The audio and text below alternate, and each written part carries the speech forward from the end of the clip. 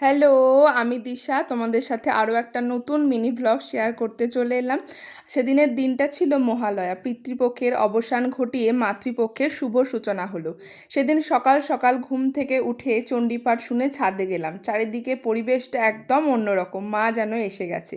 প্রকৃতি যেন সেটা স্পষ্টভাবে বুঝিয়ে দিচ্ছিল। তারপর স্নান সেরে আমি আর মা একসাথে গেছিলাম ত্রিবেণী ফাঁসিতলা শ্রী রামানুজ সীতারাম মঠে। রাস্তায় যেতে যেতে কত কাশফুল দেখলাম, অদ্ভুতভাবে খুব ভালো লাগছিল। তারপর আমাদের গুরুদেবকে প্রণাম জানিয়ে ভিতরে ঢুকলাম। ওখানে আজ হরিনাম কীর্তন এসব হচ্ছিল। বিশেষ বিশেষ দিনগুলোতে ও হরিনাম করা হয়। আর এই মঠ প্রাঙ্গণটা অনেক বড়, পাশে আবার নতুন করে মঠ নির্মাণের কাজ চলছে। এই মঠের চারিদিকে প্রচুর তুলসী গাছ আছে, আর তাছাড়াও অনেক সুন্দর সুন্দর গাছপালাও আছে।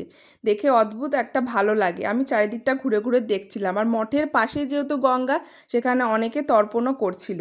তো আমরা যেহেতু এখানে দীক্ষা নিয়েছি এখানে আমাদের গুরুর থেকে, সেই জন্য মাঝে মাঝে এই মঠে আমরা যাই। তো মঠে অনেক ঠাকুর দেবতার মন্দিরও আছে, সেখানে নিত্য পুজোও করা হয়। আর এখানে গেলে না অদ্ভুত একটা মনের মধ্যে শান্তিও আসে। দুপুরে এখানে অন্নভোগের আয়োজন করা হয়েছিল। বহু মানুষ অনেক দূর দূর থেকে এসেছিল সেই ভোগ গ্রহণ করতে।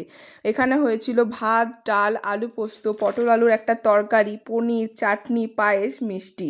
আমরা সবাই সেই ভোগ গ্রহণ করছিলাম, আর এই ভোগ মুখে দিতে একটা অমৃত সমান তৃপ্তি পেয়েছিলাম।